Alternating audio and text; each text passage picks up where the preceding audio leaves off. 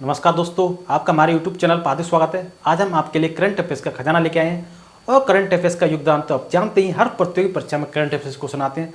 तो आइए current affairs का क्वेश्चन देखते हैं। हाल ही में माउंट एवरेस्ट के पास 21,500 फीट से स्काई डाइव करने वाली पहली महिला कौन बनी है?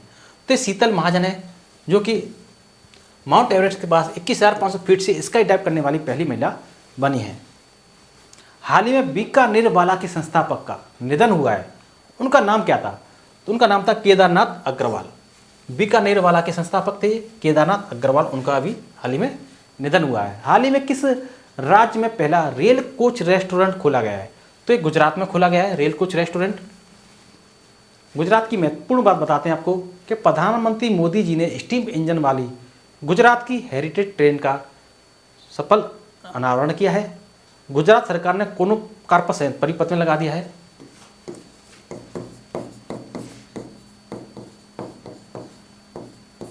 इस पर प्रतिबंध। काकरा पर परमाणु संयंत्र पूरी क्षमता के साथ इसका संचालन शुरू हो गया है। गुजरात पेट्रो राजधानी के रूप में उभरा है।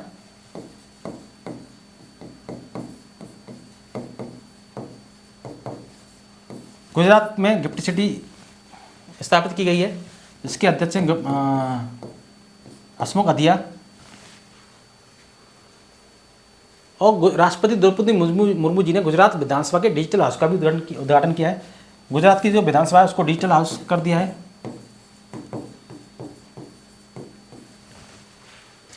और आपको बता दें कि गृहमंत्री अमित शाह ने इफ्को नैनो यूरिया प्लांट की आधारशिला गुजरात के कच्छ में रखी है। कहाँ पे रखी है? गुजरात के कच्छ में। तो ये सारी बातें गुजरात की थी, ये मैंने आपको बता दी। नेक्स्ट क्वेश्चन देखते हैं। हाल ही में किस देश के लंबी दूरी के परिवहन ड्रोन ने उड़ान परीक्षण का पहला चरण पूरा किया है? लंबी दूरी का ड्रोन है जो लंबी दूरी की उड़ान कर सकता है। तो ऐसा ड्रोन बनाया है रूस ने, जो लंबी दूरी का परीक्षण कर सकता है, रूस ने बनाया है। और आपको रूस की महत्वपूर्ण बात बताते हैं कि भारत ने रूस से S-400 मिसाइल स्क्वाड्रन खरीदे हैं 5। इनमें 3 की आपूर्ति हो चुकी है, 2 अभी मिलना बाकी है। हाल ही में भारतीय पर्यटन ने कहाँ के वर्ल्ड ट्रेवल मार्ट में शानदार उपस्थिति दर्ज कराई है? तो भारत के पर्यटन ने लंदन में शानदार उपस्थिति दर्ज कराई है। जो वर्ल्ड ट्रेवल मार्केट है वहाँ पर शानदार उपस्थिति दर्ज कराई है लंदन में। हाल ही में कहाँ मोरारजी देसाई राष्ट्रीय योग संस्थान में अतिरिक्त योग थेरेपी कक्ष का उद्घाटन किया गया है? तो अतिरिक्त योग थेरेपी का उद्घाटन नई दिल्ली में किया गया है, मोरारजी देसाई राष्ट्रीय योग संस्थान, जो कि नई दिल्ली है। हाल ही में किस देश की रक्षा कंपनी साब 100% FDI पाने वाली पहली विदेशी कंपनी बन गई है? तो ये स्वीडन की है। ये साब है, स्वीडन की है, जो कि 100% FDI फॉरेन डायरेक्ट इन्वेस्टमेंट, इसे FDI बोलते हैं, फॉरेन डायरेक्ट इन्वेस्टमेंट।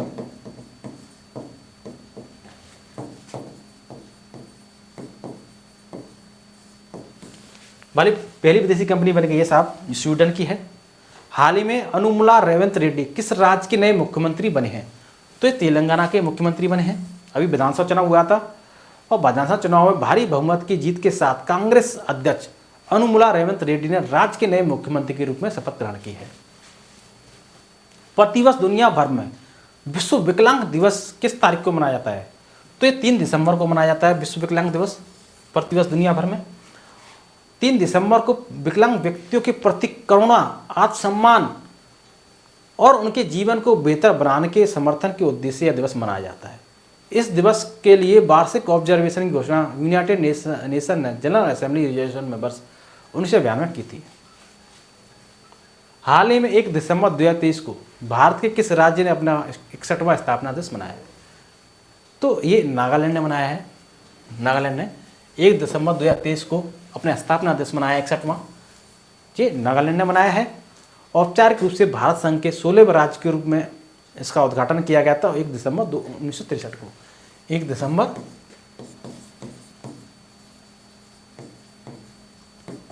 1963 को। इस दिन राज्य की 14 जनजातियां राजनीति में एकजुट होकर एक समूह बन गई थी। उस समय नागा लोग लंबे समय से ब्रिटिश शासन से आज़ाद होना चाहते थे और इसके लिए उन्होंने काफ़ी लंबे समय तक संघर्ष किया। फिर इसके बाद उन्हें ये आज़ादी मिली थी। इससे उन्हें अपनी मांग जमीन मिली। साथ ही भारत सरकार ने नागालैंड राज्य अधिनियम के माध्यम से एक राज्य का दर्जा दिया और 16वें राज्य के रूप में 1 दिसंबर 1963 को अस्तित्व में आया। हाल ही में लाल दुहोमा भारत के किस उत्तर पूर्व राज्य के नए मुख्यमंत्री बने हैं?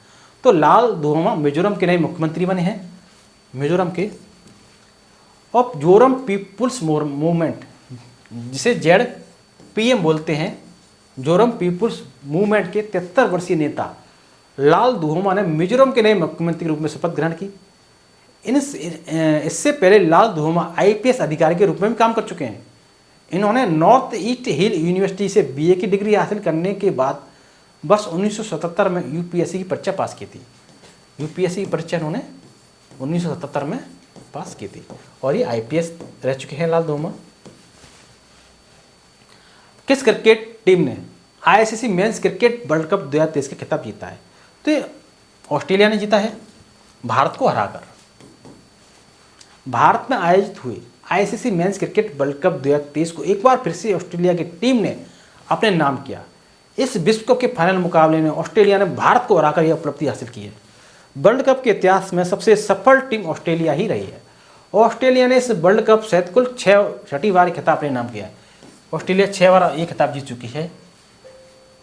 इसके बाद सफल टीमों में भारत और वेस्ट इंडीज की टीम का नाम आता है, जिन्होंने 2 बार खिताब जीता है। भारत 2 बार जीता है और वेस्ट इंडीज भी 2 बार जीत चुका है। ठीक है। श्रीलंका, पाकिस्तान, इंग्लैंड की टीम एक बार एक खिताब जीत चुकी हैं। हर वर्ष देश भर में भारतीय नौसेना दिवस किस तारीख को मनाया जाता है? तो 4 दिसंबर को मनाया जाता है भारतीय नौसेना दिवस।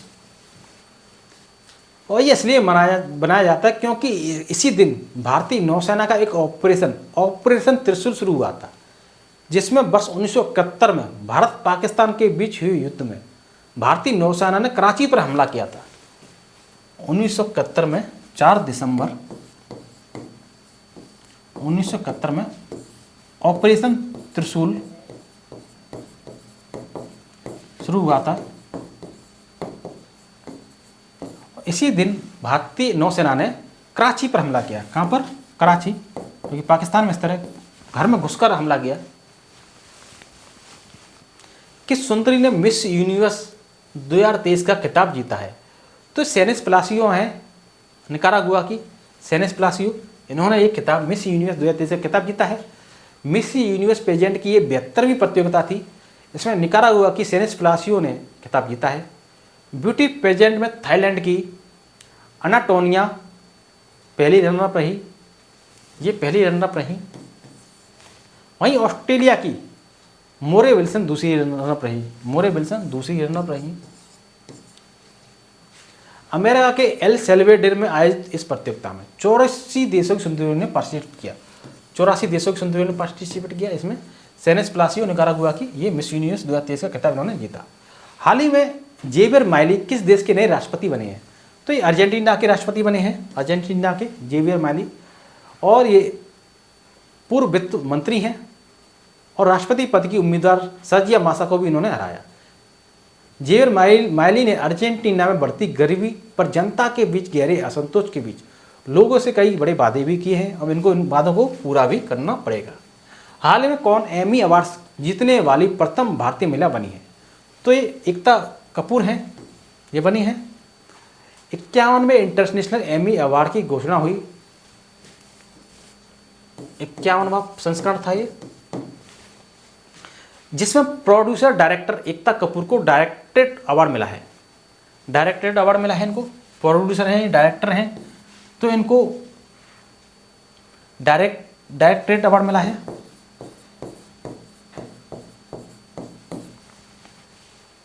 यह पहली बार है जब किसी भारतीय को इस अवार्ड से सम्मानित किया गया।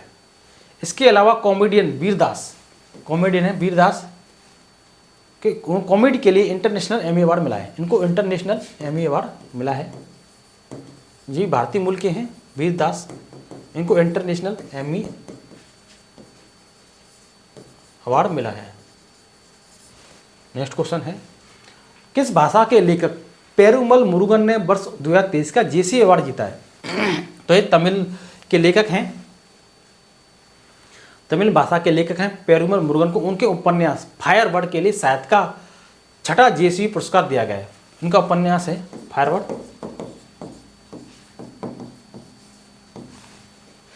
छठा जेएसवी पुरस्कार को मिला है। इसका तमिल से अंग्रेजी में अनुवाद जननी कन्नन द्वारा सफलतापूर्वक किया गया है। जननी कन्नन तमिल से अंग्रेजी में इन्हें अनुवाद किया है सफलतापूर्वक।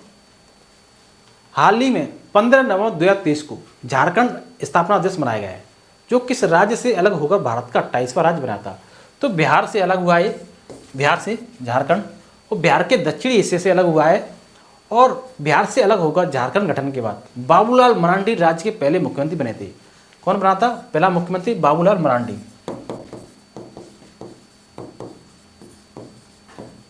बाबूलाल मरांडी। और आपको बता दें कि 1 नवंबर 2000 को छत्तीसगढ़ की स्थापना हुई, 9 नवंबर 2000 को उत्तराखंड की, और 15 नवंबर 2000 को झारखंड की स्थापना हुई, जो कि बिहार के दक्षिण राज्य से अलग होकर इसका गठन हुआ था। केंद्र सरकार ने किस संस्था को सूचना का अधिकार अधिनियम 2005 के दायरे से छूट दी है? तो यह सर्ट-इन भारतीय कंप्यूटर आपातकालीन प्रतिक्रिया टीम है। भारतीय कंप्यूटर आपातकालीन प्रतिक्रिया टीम है। केंद्र सरकार ने हैकिंग और फिशिंग जैसे साइबर सुरक्षा खतरों से निपटने के लिए राष्ट्रीय नोडल एजेंसी भारतीय कंप्यूटर आपातकालीन प्रतिक्रिया टीम सर्ट-इन को सूचना का अधिकार अधिनियम 2005 के दायरे से छूट दे रखी है। हाल ही में किस देश के अंकोर वाट मंदिर को दुनिया के 8वें अजूबे के रूप में घोषित किया गया है? तो ये कंबोडिया का है। अंकोर वाट मंदिर कंबोडिया का, यह दुनिया का 8वां अजूबा घोषित किया गया है। और कंबोडिया के सिएम रीप में स्थित एक प्राचीन हिंदू मंदिर परिसर है। इसे राजा सूर्यवर्मन द्वितीय ने 12वीं शताब्दी के दौरान 30 वर्षों की अवधि में बनवाया था। ये कंबोडिया के सिएम रीप में स्थित है। और ये सूर्यवर्मन सेकंड ने बनवाया था। और इसको बनवाने में 30 वर्ष से भी अधिक का समय लगा। इतिहासकारों की मानो तो यह मंदिर मूल रूप से हिंदू भगवान विष्णु जी को समर्पित था, लेकिन बाद में एक बौद्ध मंदिर बन गया था। किस सार्वजनिक क्षेत्र के उद्यम को एसोचैम द्वारा विविधता और समावेशन में नीतियों के लिए सर्वश्रेष्ठ नियोक्ता पुरस्कार से सम्मानित किया है? सर्वश्रेष्ठ नियोक्ता का पुरस्कार मिला है आरईसी लिमिटेड। और आपको बता दें कि विद्युत मंत्रालय के अधीन आरईसी लिमिटेड एक महारत्न कंपनी है। ये महारत्न कंपनी है आरईसी लिमिटेड, महारत्न कंपनी है। ये विद्युत मंत्रालय के अधीन है। पिछले महीने आरईसी को जोखिम प्रबंधन में उसके असाधारण प्रदर्शन के लिए गोल्डन पीकॉक अवार्ड से भी सम्मानित किया गया था। इसको आरईसी को जोखिम प्रबंधन में उसके असाधारण प्रदर्शन के लिए गोल्डन पीकॉक अवार्ड से भी सम्मानित किया गया था। हाल ही में किस राज्य ने घोल मछली को अपनी राज्य की मछली के रूप में घोषित किया है? तो ये गुजरात ने घोषित किया है। गुजरात ने घोल मछली को अपनी राज्य की मछली के रूप में। और आपको बता दें कि गुजरात और महाराष्ट्र के समुद्री इलाकों में पाई जाने वाली घोल मछली को गुजरात की राज्य मछली घोषित किया गया है। यह भारत में पाई जाने वाली सबसे बड़ी मछलियों में से एक है। और यह मछली सुनहरे भूरे रंग में पाई जाती है। यह लगभग 1.5 मीटर लंबी होती है। 1.5 मीटर लंबी, काफ़ी बड़ी मीटर होगी है ना, 1.5 मीटर लंबी। तो इस मछली की कीमत भी काफ़ी ज़्यादा होती है। घोल मछली का इस्तेमाल दवाओं में भी किया जाता है। इसके फ्रोजन मीट और मछली को यूरोपीय और मिडिल ईस्ट के देशों में एक्सपोर्ट किया जाता है। किस देश ने दुनिया के सबसे बड़े एकल साइट सौर ऊर्जा संयंत्र अल धपरा परियोजना का उद्घाटन किया है? तो यूएई ने किया है। ये संयुक्त अरब अमीरात, संयुक्त अरब अमीरात यूएई ने किया है। 2 गीगावाट का है। Al Dhafra solar photovoltaic independent power project है, जो कि अबू धाबी शहर से 35 किलोमीटर दूर स्थित है और लगभग 2 लाख घरों को बिजली देने के लिए पर्याप्त बिजली पैदा कर सकता है। अबू धाबी शहर से 35 किलोमीटर दूर है। नेक्स्ट क्वेश्चन, हाल ही में किस एशियाई देश को वर्ष 2024 के लिए अंतर्राष्ट्रीय चीनी संगठन आईओएसओ का अध्यक्ष बनाया गया? तो ये भारत बनाया गया है। और हाल ही में आयोजित ब्रिटेन के लंदन में स्थित है अंतर्राष्ट्रीय चीनी संगठन ने अपनी 63वीं परिषद बैठक में भारत को वर्ष 2024 के लिए संगठन का अध्यक्ष बनाया है। यहाँ 90 देशों वाले इस अंतर्राष्ट्रीय चीनी संगठन में यह मौजूद स्थिति भारत को चीनी और संबंधित उत्पादों पर शीर्ष अंतर्राष्ट्रीय निकाय ISO का नेतृत्व करने के लिए सबसे उपयुक्त देश बनाती है। भारत दुनिया में चीनी का सबसे बड़ा उपभोक्ता है। चीनी का तो सबसे बड़ा उपभोक्ता है भारत, सबसे ज़्यादा उपभोग की जाती है चीनी। लेकिन उत्पादन के मामले में भारत दूसरे स्थान पर आता है। उपभोग में तो सबसे पहला नंबर बना है इसका, लेकिन उत्पादन के मामले दूसरे नंबर पर आता है। और प्रतिवर्ष भारत की सकल घरेलू चीनी खपत लगभग 278.5 लाख टन है। मैतेई माएक लिपि किस राज्य से संबंधित है? मैतेई माएक लिपि मणिपुर राज्य से संबंधित है। हाल ही में मणिपुर के मुख्यमंत्री एन बीरेन सिंह ने, जो कि मणिपुर की राजधानी इम्फाल में मैतेई माएक लिपि का उपयोग करते हुए मणिपुरी भाषा में भारत के संविधान के डिगलॉक्ट संस्करण का अनावरण किया। जो कि भारत का संविधान था 26 नवंबर, तो उस दिन भारत के संविधान के डिगलॉक्ट संस्करण का अनावरण किया मुख्यमंत्री एन बीरेन सिंह ने।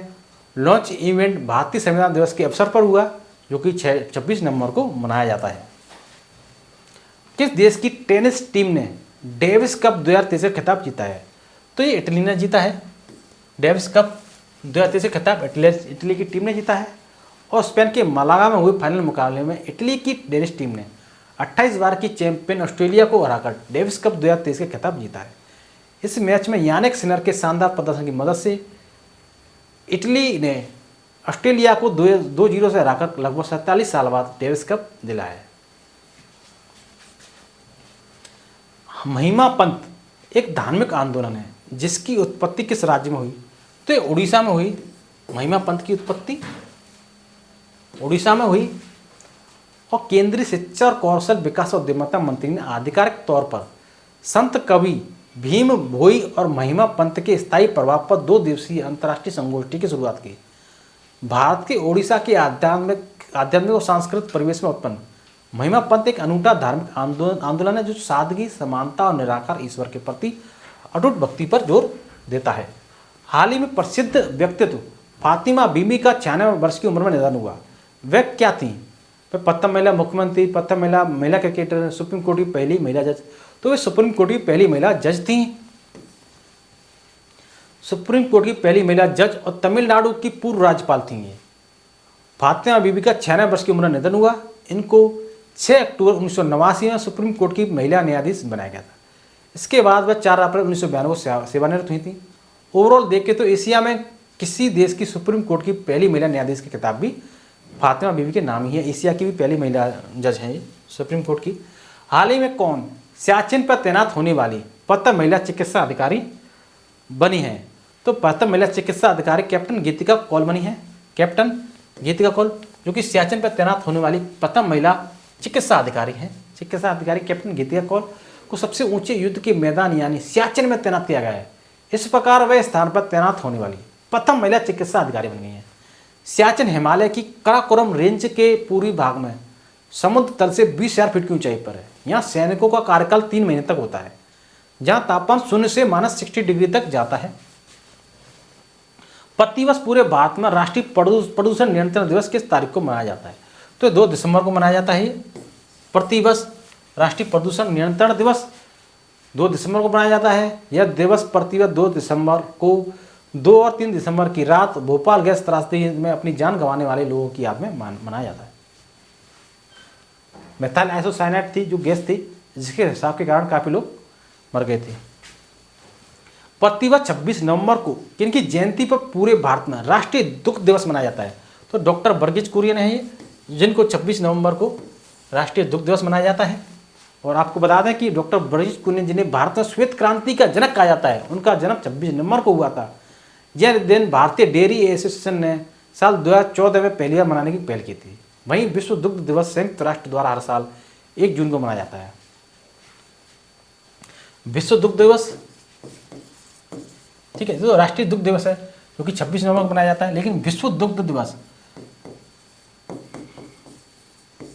संयुक्त राष्ट्र द्वारा 1 जून को मनाए जाने की घोषणा की थी। ठीक है, 1 जून।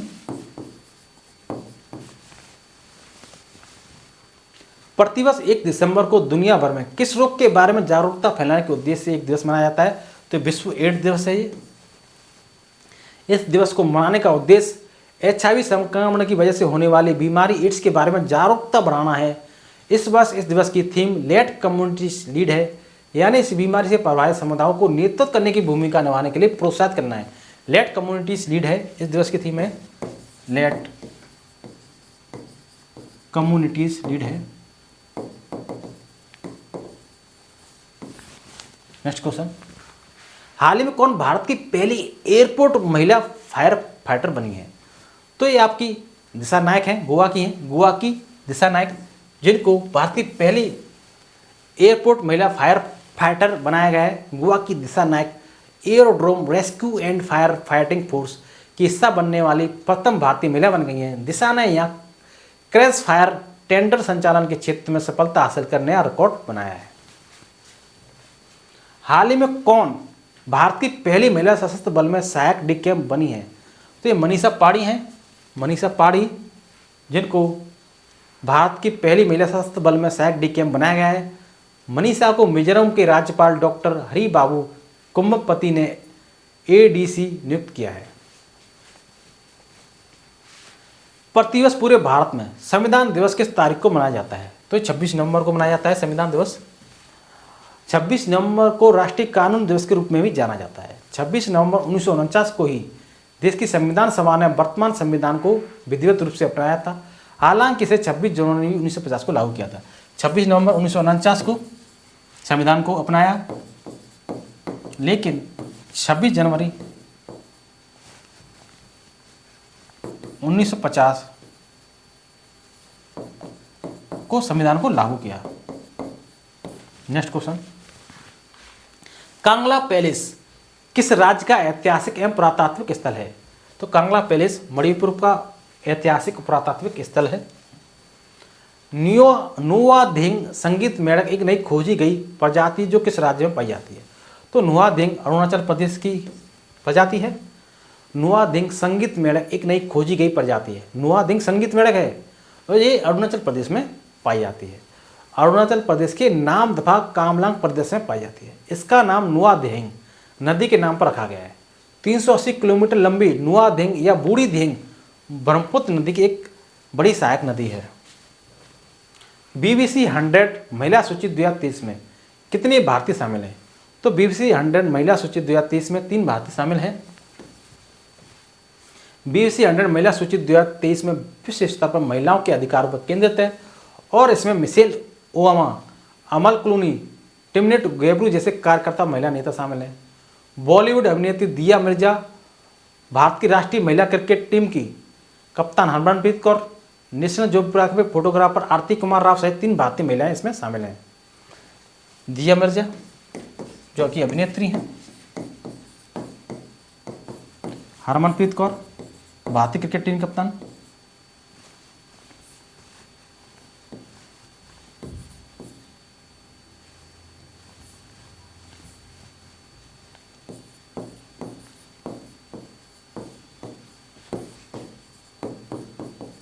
आरती कुमार राव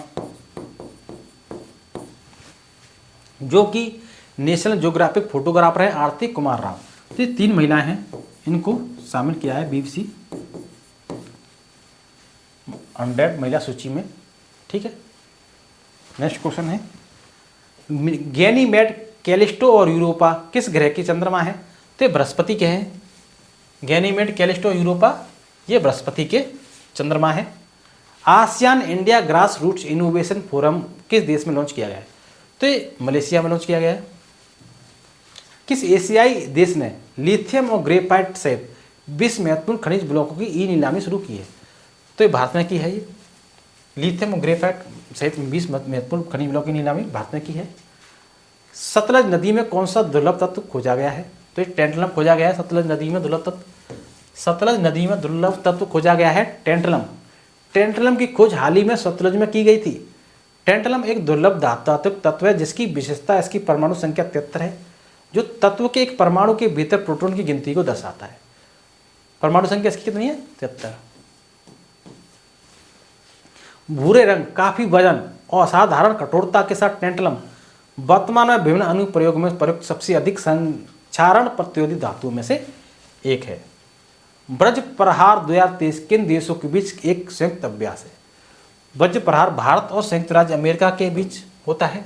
ब्रज प्रहार 2023 भारत और संयुक्त अमेरिका के बीच, ब्रज प्रहार 2023 भारत और संयुक्त अमेरिका के बीच विशेष बलों का एक संयुक्त अभ्यास है। इसका आयोजन मेघालय के उमरी छावनी में किया जा रहा है। मेघालय के उमरी छावनी में।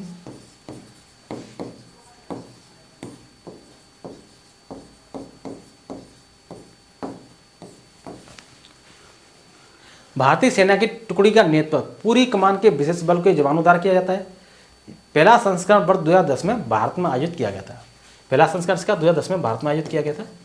नेक्स्ट क्वेश्चन, किश्तवाड़ केसर के लिए किस राज्य केंद्र शासित प्रदेश को भौगोलिक संकेत जीआई टैग प्राप्त हुआ है? तो जम्मू कश्मीर का है किश्तवाड़ केसर। पहाड़ी किश्तवाड़ जिले के केसर जिसकी खेती और कटाई ऊंचे इलाकों में की जाती है, जो भौगोलिक संकेत रजिस्ट्री द्वारा भौगोलिक संकेत दिया गया है। यह मसाला कश्मीर के कुछ हिस्सों के साथ साथ जम्मू के किश्तवाड़ क्षेत्र के कुछ हिस्सों में उगाया जाता है। केसर की सबसे महंगी फसल जिसे कुमकुम के नाम से जाना जाता है। किश्तवाड़ में एक प्रमुख नकदी फसल भी है।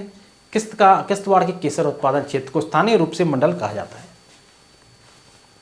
कौन व्यक्ति हाल ही में भारतीय दिवाला व शोधन अक्षमता बोर्ड के नए कार्यकारी निदेशक बने हैं? तो ये जितेश जॉन बने हैं। ये हाल ही में कौन भारतीय वानिकी अनुसंधान एवं शिक्षा परिषद की पहली महिला महानिदेशक बनी है? तो ये कंचन देवी हैं, ये बनी हैं।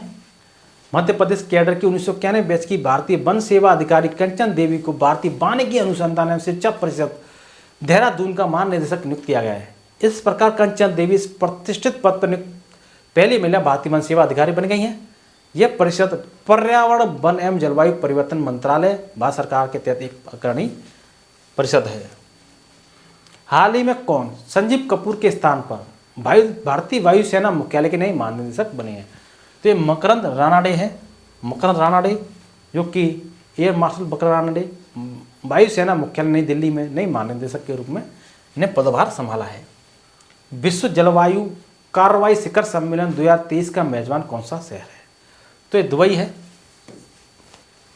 जलवायु पर संयुक्त राष्ट्र पार्टियों के सम्मेलन की 28वीं बैठक का हिस्सा है।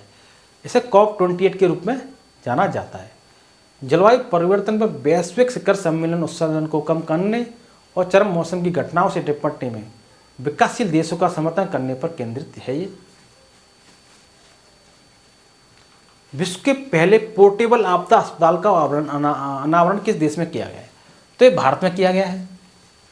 केंद्रीय स्वास्थ्य मंत्रालय, रक्षा मंत्रालय और राष्ट्रीय सुरक्षा परिषद द्वारा संयुक्त रूप से विकसित दुनिया का पहला पोर्टेबल आपदा अस्पताल, इसमें 72 सहायता क्यूब शामिल हैं जिन्हें बड़े पैमाने पर हताहत घटनाओं में तैनात किया जा सकता है, का भारत में अनावरण किया गया है। प्रोजेक्ट भीष्म सहयोग हित मैत्री के लिए भारत स्वास्थ्य पहल के तहत स्वदेशी रूप से डिजाइन किया गया यह सिस्टम प्राकृतिक आपदा से प्रभावित क्षेत्रों में 200 हताहतों के इलाज के लिए तैयार किया गया है। किस क्रिकेटर को जम्मू कश्मीर के लिए युवा मतदाता जागरूकता राजदूत नियुक्त किया गया है? तो ये सुरेश रैना है, जिनको जम्मू कश्मीर के लिए युवा मतदाता जागरूकता राजदूत नियुक्त किया गया है। जम्मू कश्मीर के मुख्य निर्वाचन अधिकारी पांडुरंग के पोल ने सहयोग की घोषणा की और कहा कि सुरेश रैना खासकर युवा के बीच काफी प्रभाव रखते हैं। आशा करता हूं कि आपको हमारा वीडियो अच्छा लगा होगा। यदि आपको हमारा वीडियो अच्छा लगा हो तो वीडियो को लाइक एंड शेयर जरूर करें, चैनल को सब्सक्राइब करें, कमेंट बॉक्स में कमेंट करें। अब तक के लिए धन्यवाद।